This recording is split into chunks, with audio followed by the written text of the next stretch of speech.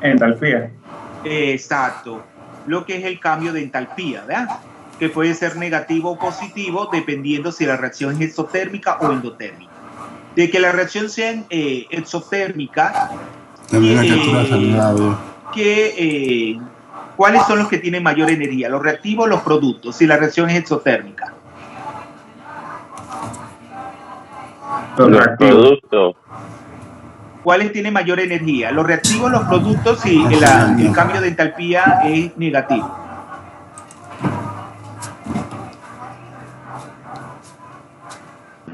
Serían los reactivos, ¿no? Muy bien, serían los reactivos. ¿eh? Los reactivos tienen mayor energía y pasan a los productos que tienen menor energía. Entonces se dice que esa es una reacción exotérmica. Entonces, cuando una reacción es exotérmica libera energía, se dice que es espontánea, con un delta H negativo. Y luego, lo contrario sería para una reacción endotérmica, donde los reactivos quedan con más energía que los productos quedan con más energía que los reactivos. Por lo tanto, es una reacción endotérmica y que no sería una reacción espontánea. Luego, los aspectos cinéticos, ¿a qué hacen referencia? Velocidad de la reacción.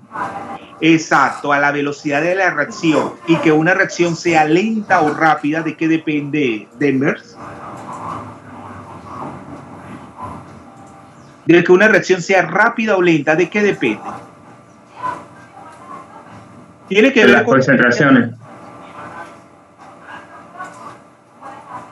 ¿Tiene que ver con energía?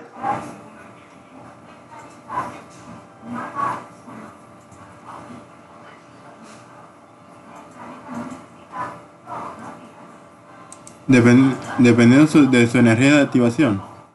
Muy bien, también tiene un componente energético, pero no es la diferencia de energía que hay entre los reactivos. O sea, no tiene que ver. Acuérdense que en termodinámica nos manejamos no con cantidades absolutas, sino con diferencia, ¿verdad?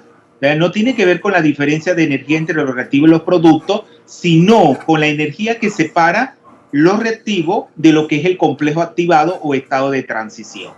Entonces eso se le llama lo que es la energía de activación, esa diferencia de energía. Es un componente de energía potencial. Entonces, claro, si esa energía de activación es muy elevada, ¿qué pasa con la reacción? ¿Es rápida o lenta? Lenta. Es lenta. En cambio, acuérdense, ahí tenemos la ecuación de Arrhenius, que relaciona lo que es la constante de velocidad con esa energía de activación y la temperatura. Entonces nosotros podemos modificar esa energía de activación de muchas maneras, pero hay unas sustancias que se pueden utilizar y que permite acelerar una reacción química recuperándose al final. ¿Cómo se le llaman a esas sustancias? Catalizadores. Serían los catalizadores. Y eso es bien importante en qué rama de la química. La organometálica. ¿Cómo? La organometálica. Muy bien, en la química organometálica como también en la bioquímica, ¿verdad? Ustedes van a comenzar a dar bioquímica. Bioquímica la van a comenzar a dar este semestre o es el segundo. En este, profe. En este. ¿Quién les da, con quién? ¿Quién es su profesor o profesora? Profesor Murillo. Enrique Murillo. Ah, Enrique Murillo. El profesor Enrique Murillo me dio a mí la química, de la bioquímica 2. Yo le saqué al profesor Murillo. Él fue profesor mío. Así que ya tiene muchos años de experiencia, el profesor Murillo. Así que estudien, el profesor explica todo, así que, pero también en la bioquímica los catalizadores tienen su importancia. ¿Pero qué nombre específico reciben los catalizadores en la bioquímica? Enzima. Las enzimas. Pero acuérdense que nuestro organismo se lleva en nuestras células reacciones químicas, pero para que eso se lleve y que el organismo pueda dar respuestas rápidas en todos esos procesos fisiológicos, tienen que intervenir en las enzimas. Por ejemplo, siempre terminan por ejemplo, si actúan sobre, por ejemplo, los prótidos, que son los carbohidratos, Eso se llaman las proteasas, ¿verdad? Siempre termina en asa. Por ejemplo, sobre los lípidos, las lipasas. Y así es infinito. O sea, eso es en términos muy genéricos. Pero eso es lo que tiene la bioquímica. Les doy un consejo. En nuestros tiempos la bioquímica no daba problema a nosotros, porque de todas las químicas es como la que más memoria, ¿verdad? Es más memorística la bioquímica. Pero ahora yo no sé qué pasa, que es mucho fracaso. Pero es porque ustedes no quieren memorizar. No quieren memorizar, no quieren...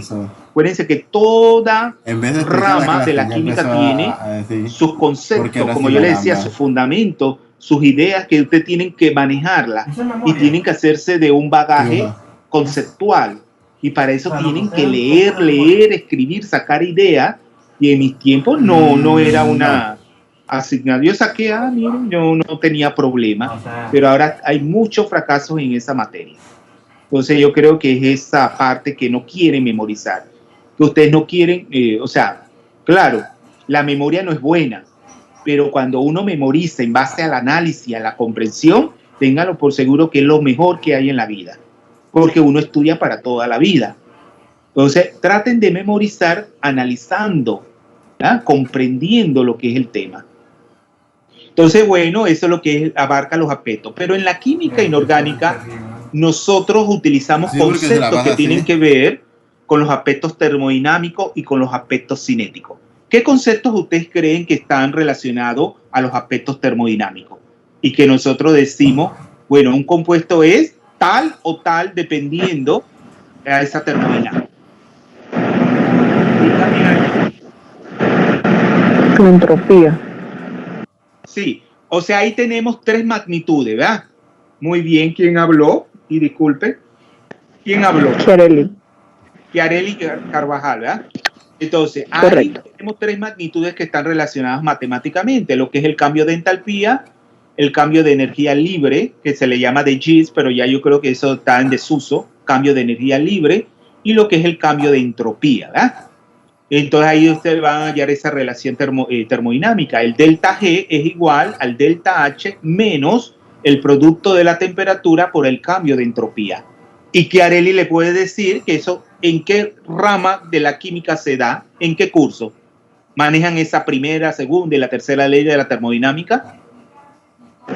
Físico-química. En la química física, porque eso es física, la física aplicada a la química. Claro que nosotros ahí mencionamos, pero también en la química inorgánica eso se desarrolla muy, o sea, detalladamente, pero no podemos hacerlo porque solamente nos quedaríamos con eso, porque entrar en tantos detalles. Pero sí vamos a mencionarlo, ¿eh? Pero bien lo que ella mencionó de esas tres, o sea, de esa magnitud termodinámica que es el cambio de entropía, que está entonces relacionado al cambio de energía libre junto con el cambio de entalpía.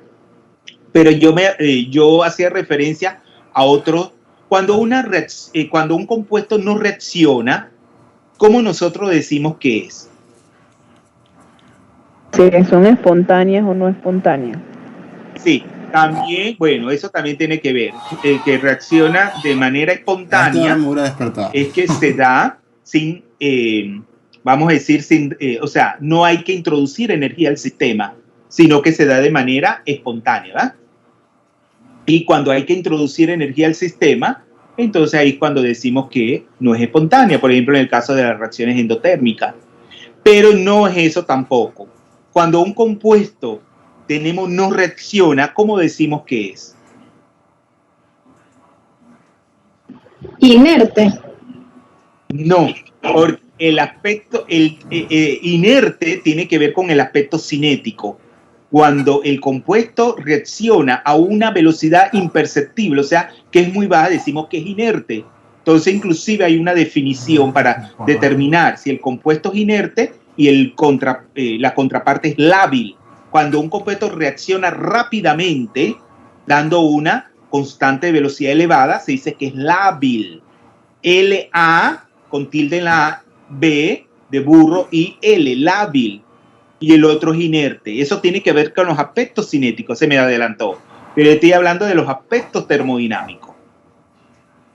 ¿A qué hace referencia cuando un compuesto no reacciona? ¿Cómo decimos que es?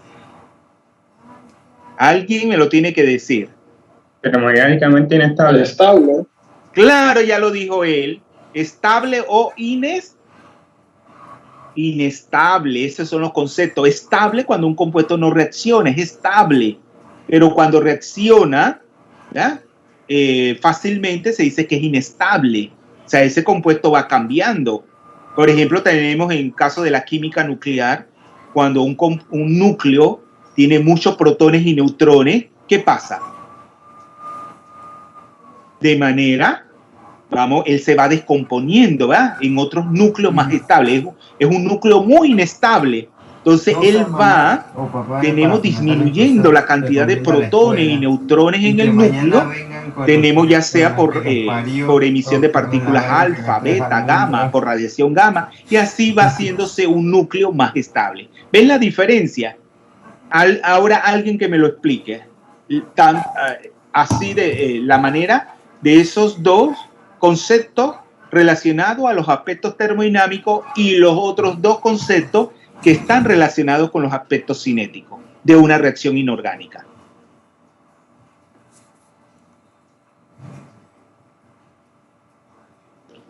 Alguien que me lo mencione.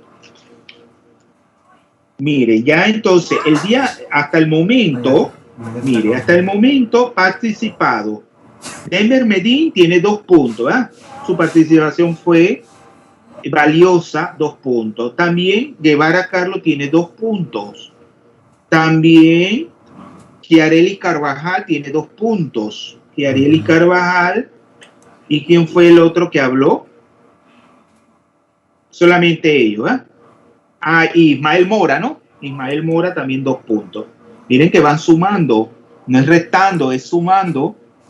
Entonces sigamos, pues, ¿quién hace una síntesis? Que es importante porque es algo que va a ser recurrente en este curso de química inorgánica. Alguien que me explique, a grosso modo así, muy sucintamente, qué involucra esos aspectos termodinámicos y qué involucra los aspectos cinéticos. Yo puedo hacer que Word aquí me lo escriba. Jóvenes.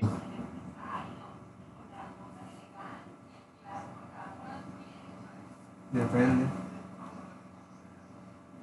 Nadie se atreve a hacer una síntesis.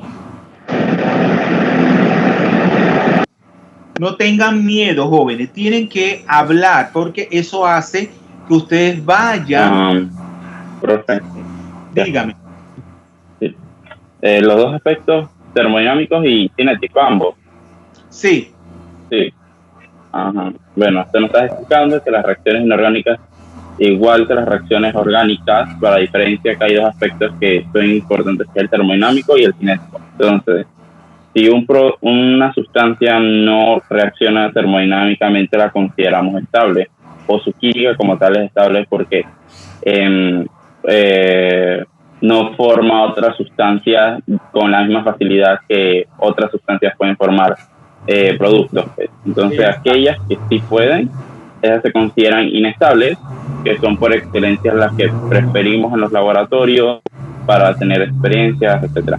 Cinéticamente hablando, cuando la reacción es lábil, la reacción es rápida, e inerte cuando la reacción es lenta. Y tiene que ver con la cinética química. ¿Y cómo se le llama ese tiempo que está asociado a ese proceso de ir de los reactivos a los productos? ¿Cómo se le llama a ese tiempo? Y el tiempo. Velocidad de la reacción. Sí. Nosotros utilizamos un tiempo muy conocido que es el periodo de vida media, ¿se acuerdan? Que no está amarrado únicamente a lo que es la química nuclear, con los núcleos radiactivos. También en otros tipos de reacciones hablamos de el tiempo de vida media. Pero para definir el periodo de vida media, ¿qué es necesario? Determinar el orden de la reacción. Sí, para determinarlo matemáticamente tenemos que determinar el orden de reacción, si es una reacción de primer orden, de segundo, tercero, pero matemáticamente hablando, ¿a qué concentración tenemos que llegar vamos a decir, en qué factor la concentración de los reactivos disminuye? La mitad del factor inicial. Claro, es el punto donde el 50%, o sea, la mitad de la concentración de los reactivos ha disminuido, ¿ah? Ha disminuido a la mitad, o sea, al 50%. Pero luego, pues, la reacción química no es más que un proceso por el que una o más sustancias se convierten en otras con propiedades diferentes. Acuérdense, ya ustedes saben desde el curso de química general que los compuestos o las sustancias presentan propiedades físicas y químicas. Y que si se están formando nuevas sustancias, ellas van a presentar propiedades completamente distintas. Entonces, en una reacción química se da una redistribución de la densidad electrónica. Y en este caso, en todas se da una redistribución de la densidad electrónica. Acuérdense que se rompen y se forman nuevos enlaces. Pero cuando hay un intercambio de electrones, entonces específicamente la reacción se llama redo, porque hay sustancias que pierden electrones y las otras que lo ganan.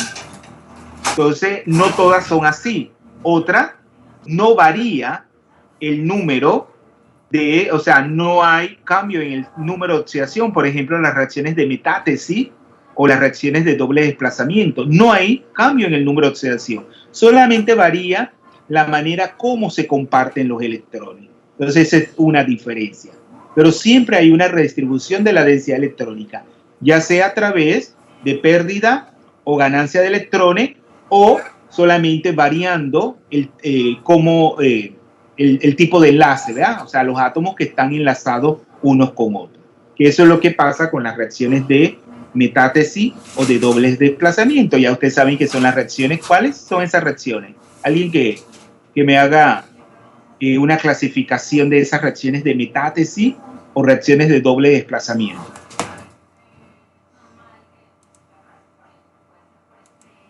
¿Cuáles serían? ¿Cuáles serían esas reacciones de metátesis o de doble desplazamiento? ¿No serían las reacciones de precipitación, las reacciones de formación de gases, las reacciones de formación de electrolitos débiles, como puede ser una reacción ácido-base? Esas son reacciones de tipo de metátesis o doble desplazamiento, donde no hay cambio en el número de oxidación de los elementos. Entonces, la pregunta aquí es, ¿por qué hay reacción? ¿Por qué hay reacción? Ya ustedes saben que se debe a una inestabilidad, ¿verdad? Ya lo explicó Guevara. Cuando las sustancias son inestables, entonces tienden a reaccionar. Entonces, pero para que ellas reaccionen, ¿hace falta qué? Acuérdense que las sustancias están formadas por partículas, ya sean átomos, iones o moléculas. Y hace falta que ellas colisionen unas con otras, choquen. Por ejemplo, aquí yo les he puesto el ejemplo del nitrato de plata y el cloruro de sodio. Ambas sustancias en estado acuoso. Pero ¿cómo son esas sustancias desde el punto de vista de su enlace químico? Iónico. Son iónicos, ¿eh? Son sustancias iónicas donde en realidad esas sustancias cuando se disuelven en agua existen en forma de iones. O sea, está el ion plata, el ion nitrato, el ion sodio y el ion cloruro. Entonces ellas van a colisionar unas con otras. Pero cuando colisionan unas con otras, ¿qué va a ocurrir cuando colisiona el ion plata con el ion cloruro? ¿Qué va a ocurrir? ¿Qué va a ocurrir cuando ese ion plata colisione? ¿Se va a seguir manteniendo en disolución? Precipita, como cloruro de plata. Precipita. Ahí se va a formar es un sólido. Acuérdense que esa formación de sólido representa un tipo de equilibrio. Un equilibrio de solubilidad, donde ha superado la solubilidad en el medio acuoso y se forma el sólido, que va a estar en equilibrio con los iones. Es lo que llaman ustedes el KPS. ¿No es así el KPS? Entonces, ¿qué hace entonces que la reacción se desplace finalmente hacia la derecha? Porque todas representan tipos de equilibrio, pero en un caso o en otro ese equilibrio se encuentra desplazado dependiendo de las condiciones experimentales hacia la formación de los productos o hacia la formación de los reactivos. Entonces, aquí, ¿en qué sentido estaría desplazado el equilibrio?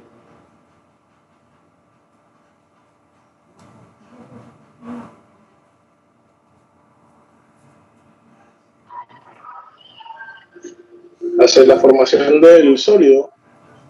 Hacia la formación del sólido, que es hacia la derecha, ¿verdad? Hacia la formación del cloruro de plata, que es completamente insoluble. Entonces, esa es como la fuerza motriz, ¿verdad?, que va a hacer que la reacción se lleve a cabo. Entonces, es una fuerza motriz que va entonces a hacer que el equilibrio se desplace completamente hacia la derecha. Entonces, al final yo voy a tener el precipitado, el sólido cloruro de plata, y en disolución se va a mantener el nitrato de sodio. Entonces, ahora vamos a ver otro tipo de reacción. Miren que en esa reacción de formación del precipitado o del sólido de cloruro de plata, ¿hay cambio en el estado de oxidación? No. No hay cambio. Hay una redistribución electrónica, acuérdense, por la formación de nuevos enlaces. Pero cuando se enlaza ese ion plata al ion cloruro, un enlace de naturaleza iónico covalente, entonces se forma ese sólido. Que va cuando ya ustedes saben que nosotros vimos las estructuras sólidas, cristalinas.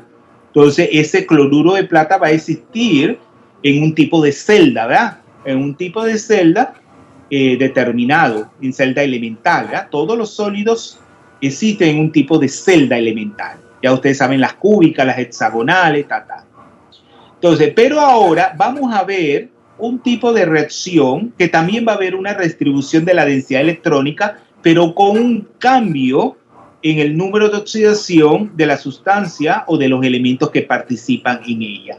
¿Cuáles serían? El hidrógeno más el yodo. Miren que son dos moléculas diatómicas o monucleares completamente no polares, pero cuando hay una redistribución electrónica y se forma el producto que es el yoduro de hidrógeno, ¿qué tipo de molécula es? Que presenta propiedades completamente diferentes. ¿Cómo es ese tipo de molécula? Que lo vamos a estudiar. ¿Cómo se le llaman a esos compuestos? Un loco. ¿Cómo se le llaman a esos compuestos, jóvenes, que contienen el hidrógeno como catión en forma Ácido. Es un hidrácido, ¿va? Es un hidrácido. Entonces, pero es una molécula covalente polar. Ya hay un enlace polar ahí, porque ¿cuál de los dos elementos tiene mayor electronegatividad? El yodo. No entiendo por qué no pone El yodo. audio. Entonces, la densidad electrónica, eso es bien Aunque eso gasta importante, bastante energía. porque cuando vamos a Eso gasta estudiar bastante la energía. fuerza de los ácidos, nosotros vamos a trabajar con ciclos termoquímicos. ¿Se acuerdan de los ciclos termoquímicos? ¿Quién me hace un resumen de los ciclos termoquímicos? De lo que vimos el semestre pasado. ¿Quién me hace un resumen de esos ciclos termoquímicos? Acre, ¿quiere participar? Acre, Diga, profesor. ¿quiere participar haciéndonos un resumen de lo que son los ciclos termoquímicos? ¿Qué ejemplo de ciclo termoquímico nosotros vimos el semestre pasado? Me parece que la ley de Hess. Muy bien, la ley de Hess, que para determinar los cambios de entalpía, ¿verdad? Los Correcto, cambios de por entalpía, etapas. por ejemplo, de red cristalina.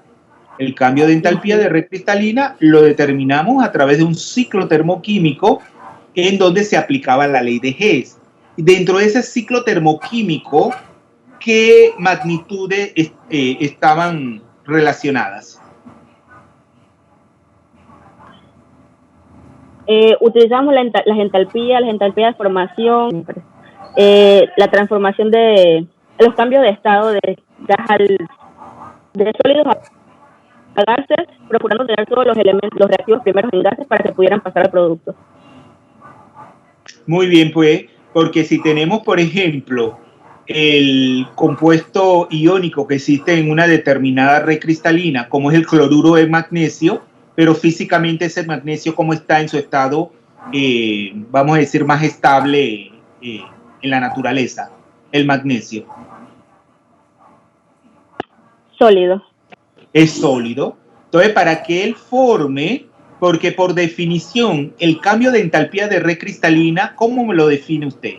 Todo eso tienen que usarlo este semestre, porque acuérdense que la química es integral. Cuando nosotros no integramos los conceptos se pierden, se nos van, no, nos quedan anclados a nuestro bagaje. Entonces se nos pierden y ustedes nunca lo encontrarán. Cuando ustedes van relacionando los conceptos unos con otros, ustedes ganan. Y eso es para todos los cursos de química. Entonces, por definición, ¿qué es un cambio de entalpía de red cristalina?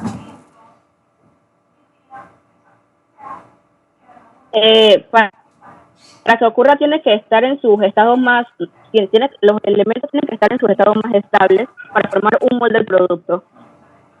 Bueno, es el cambio de entalpía asociado a la formación de un mol del compuesto iónico ¿a partir de qué? ¿A partir de qué? De sus iones gaseosos. De sus iones, ¿verdad? De sus iones, que es el catión y el anión. ¿En qué estado? Lo mencionó. ¿Cuál es su nombre, joven? Mora. Ah, Mora, no lo reconocí. Tiene 2 puntos más. Mora, Gaseoso. como Guevara también, que hizo el aporte de... Bien, que van sumando, no van restando. Y Acre tiene 2 puntos también. Entonces, claro, en su estado, en forma iónica, ¿verdad? Y en su estado gaseoso. Pero para eso, ¿qué tiene que pasar con el magnesio? Del estado sólido, elemental, ¿a qué debe pasar? Al gaseoso. Al estado gaseoso. ¿Y qué cambio de entalpía está involucrado ahí? Sublimación. Sublimación, porque es un proceso físico, es el paso del estado sólido al estado gaseoso, se le llama sublimación, y el cambio de energía asociada se le llama cambio de entalpía de sublimación. Y luego, ¿qué más? Luego, ¿qué más? ¿Qué pasa? Ya pasó del estado sólido al estado gaseoso. ¿Qué debe para que sea un ión, un catión? Porque, claro, es un metal. No va a perder, no va a ganar electrones, sino perderlo. ¿En qué se debe convertir? ¿En qué se debe convertir? En un catión. Y la energía asociada, la energía asociada a esa pérdida de electrones, ¿cómo se le llama? Ionización, energía de ionización. Claro, el cambio de entalpía de ionización. ¿Se acuerdan que ahí había un factor 5 medio RT? No es lo mismo una energía de ionización que un cambio de entalpía de ionización. Pero claro, nosotros para simplificar utilizamos la energía de ionización, pero termodinámicamente tenemos ahí ese factor de 5 medios. ¿Se acuerdan que lo demostramos a partir de la termodinámica, de los conocimientos? Entonces el taller, yo creo que con ustedes no se hizo, pero ahí está en el folleto. Ahí está como un taller, ¿verdad? Que ellas varían en un factor de 5 medio RT. Y luego ya entonces tenemos el ión, ya el magnesio, pero claro, tiene que pasar por 2 mecanismos de pérdida de electrones. Porque ¿qué estado de oxidación tiene el magnesio? ¿Cuál es la carga que tiene? 2 más. Entonces tiene que perder 2 electrones en un proceso de primera energía y otro de segunda energía. Y ya tenemos el magnesio, pero ¿qué falta ahora con yo les mencioné el cloruro, ¿ah? Ahora el cloro, ¿en qué forma se encuentra? En la naturaleza, ¿y cuál es su forma más Forma estable? diatómica. En una forma gaseosa y diatómica. Entonces, ¿qué tiene que pasar para que ese cloro en estado diatómico, en forma elemental, pase a ser un ión? Primero se tiene que disociar. Claro, tenemos que disociar, es romper el enlace que forman esos 2 átomos de cloro, formando la molécula diatómica. Y luego, ¿qué pasa? Luego de romper, que nos quedarían 2 mol, ¿verdad? 2 mol de átomos de cloro a partir de 1 mol de molécula de cloro. ¿Qué debería pasar para que finalmente tengamos el ión cloruro en estado gaseoso? Para convertirse en anión tiene que ganar un electrón. Claro, tiene que pasar entonces por un proceso de ganancia de electrones. ¿Y cómo se le llama esa entalpía? Entalpía definida electrónica. Entalpía de ganancia electrónica, pero que nosotros para simplificar también utilizamos el término de afinidad electrónica. O sea, la afinidad electrónica, que es la energía asociada a la ganancia de electrones por parte de estos elementos, ¿eh? Estos elementos que son no metálicos. El magnesio metálico y el cloro es un elemento no metálico. Entonces, claro, para que se lleve a cabo esa redistribución electrónica, ¿verdad?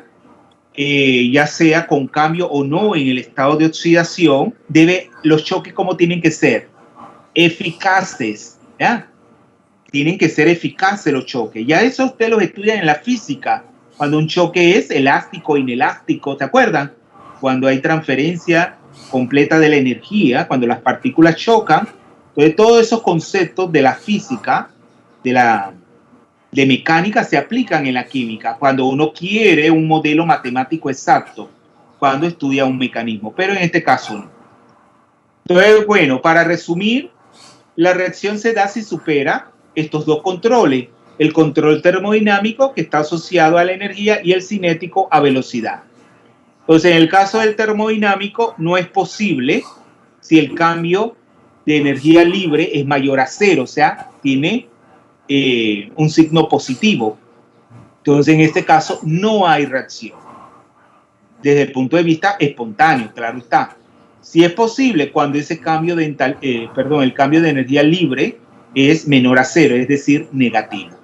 Ya cuando hemos superado esa energía, entonces nos vamos a la cinética. Entonces, no es posible cuando es demasiado lenta. Es cuando no se observa la reacción. Decimos que es inerte, ¿verdad? Que el compuesto es inerte. Él o los compuestos son inertes, no reaccionan. Pero si esa reacción se lleva a cabo rápidamente en términos de tiempo, de velocidad, entonces decimos que sí se observa reacción y los compuestos son lábiles. Vaya nueva. Entonces, profundizando un poquito con los aspectos termodinámicos, que ya yo se lo había mencionado, entonces nosotros decimos cuando la reacción es espontánea, cuando ese cambio de energía libre es menor de cero, es decir, negativo, y es así como, yo siempre me adelanto, ya ustedes ya saben eso, y tenemos ahí la relación matemática entre esas tres magnitudes termodinámicas, el cambio de energía libre, el cambio de entalpía y el cambio de entropía. Pero también tenemos una relación matemática que vamos a utilizar mucho, que es la relación entre el cambio de energía libre, ¿ya? Estándar, y que la constante de equilibrio. Y cuando esa constante de equilibrio va a ser muy mayor a 1.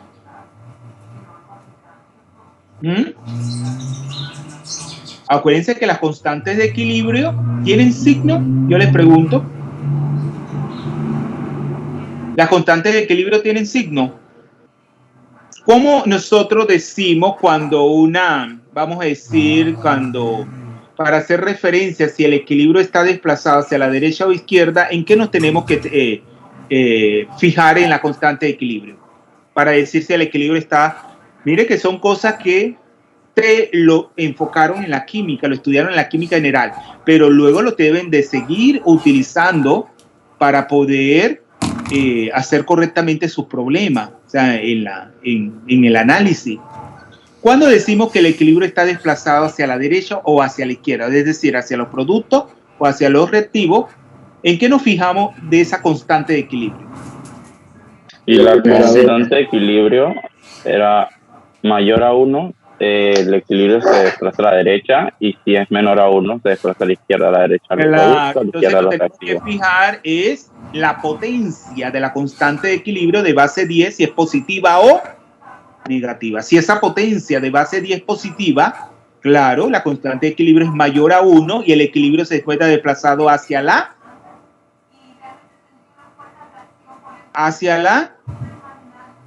derecha, que es hacia la formación de los productos. Pero si esa constante de equilibrio tiene una potencia negativa, ¿ya? Es decir, que es menor a 1, Mira que no es el signo del número, es la potencia, que nos está diciendo que el punto decimal está desplazado hacia la izquierda, ¿no es así?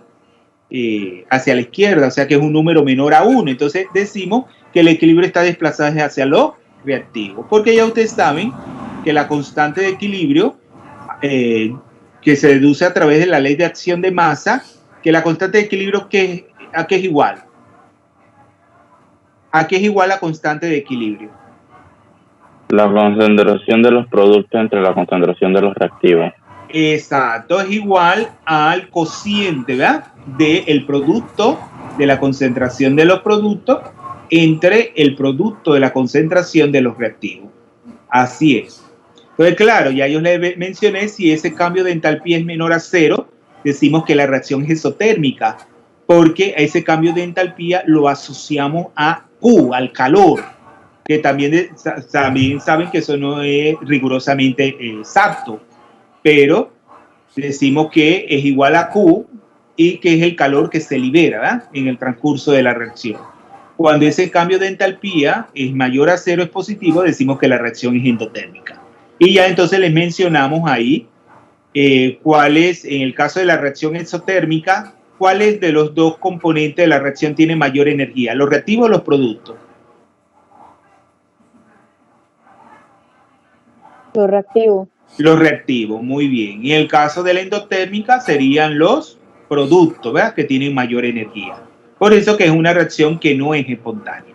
Generalmente este término es el que condiciona, como ya nosotros estudiamos cuando estudiamos la formación de los sólidos, ¿se acuerdan?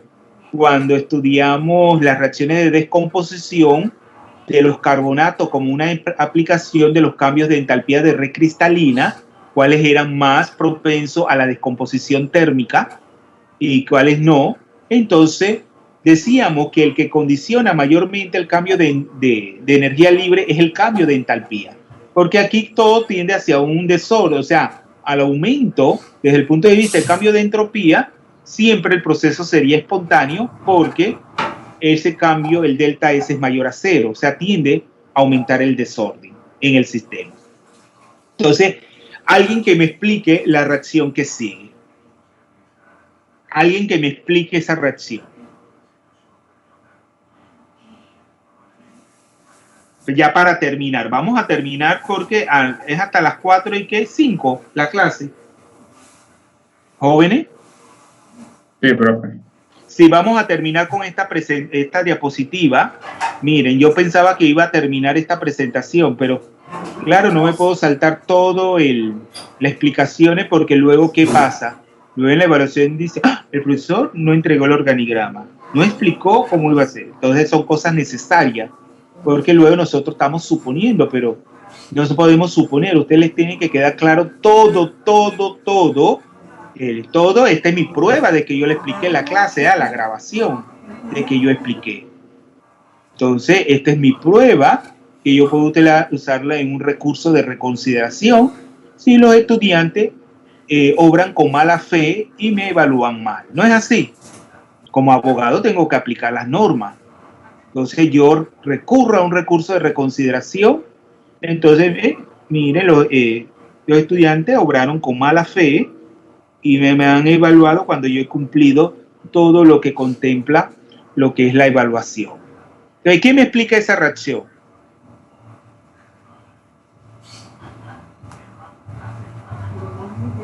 Bueno, profe, ahí podemos ver lo que estamos hablando de la entropía de reacción estándar, Sí. en la cual es negativa por lo que es exotérmica. No. Antes de eso, usted fíjese en el sistema químico, o sea, en la reacción, ¿verdad? ¿Qué tenemos como reactivo y qué tenemos como producto? Tenemos como reactivo el monóxido de hidrógeno, y como producto tenemos el nitrógeno y el oxígeno en estado gaseoso. Claro, ¿es una reacción de qué tipo? Descomposición.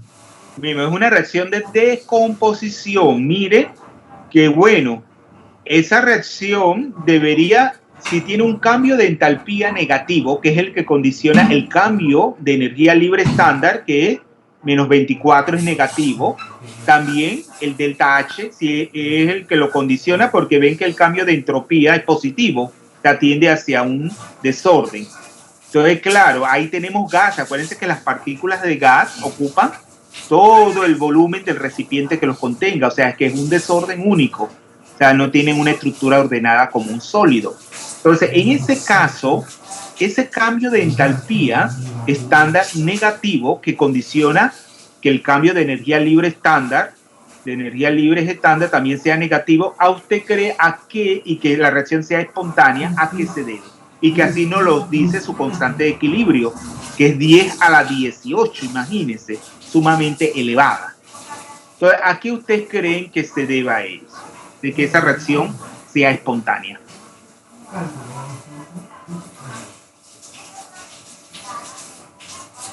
A que la reacción es exotérmica y la entropía es positiva.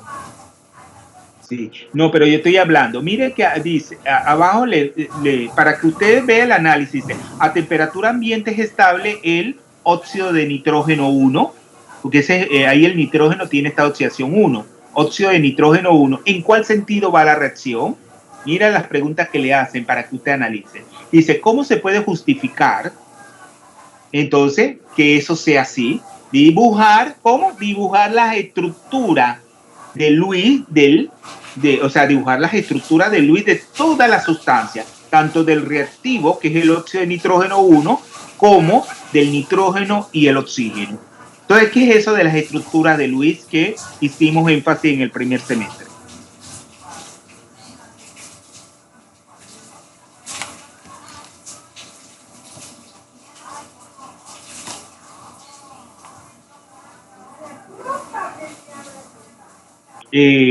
Denver, ¿qué es una estructura de Lewis? Es una manera gráfica de cómo se están los electrones en la estructura, cómo se comparten. Claro, es la manera como se comparten esos pares de electrones, ¿verdad?, entre los átomos. Todo eso nos está mostrando la estructura de Lewis. Pero ¿qué pasa con los productos? Mira que si usted, ahí van a hacerlo de tarea esas estructuras de Lewis. Pero así ya ustedes saben que en el nitrógeno, esas dos moléculas diatómicas homonucleares, ¿qué tenemos en el caso del nitrógeno? Y en el caso del oxígeno, ¿qué tenemos?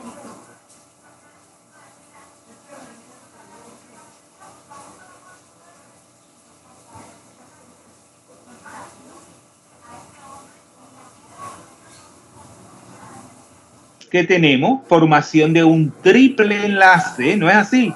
Cuando hacemos la estructura de Lewis, vamos a ver, vamos a determinar que entre los dos átomos de nitrógeno existe un triple enlace. Eso es algo muy estable. Por eso que el nitrógeno es el componente mayoritario del aire, porque es una molécula muy estable. Y si la reacción es como la fuerza de empuje, la estabilidad y de la molécula de oxígeno, que es la siguiente, que es la que nosotros respiramos, ¿no es así?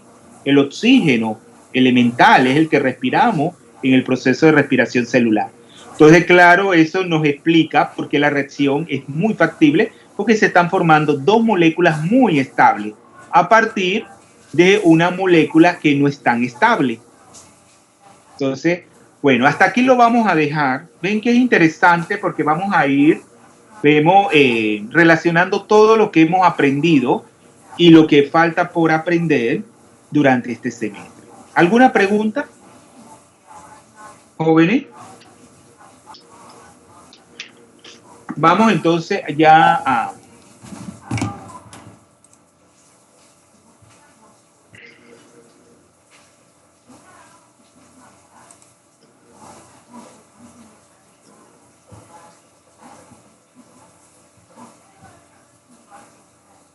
¿Alguna pregunta, jóvenes? ¿Alguna pregunta? Ya para terminar la clase. ¿Alguna pregunta? Hay estudiantes que no contestaron a la asistencia.